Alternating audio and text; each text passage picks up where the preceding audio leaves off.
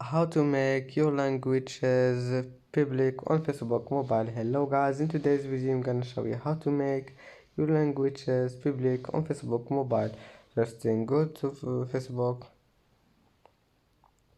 and click history lines, settings and privacy settings,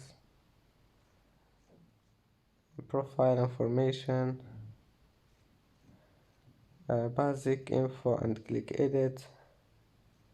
And now all you need to do is just go to your languages and click this one here and click public and click save. Anyway, that's it for today's video. That's how to make your languages public on Facebook mobile, and that's it for today's video. Don't forget like and subscribe, and see you in the next video.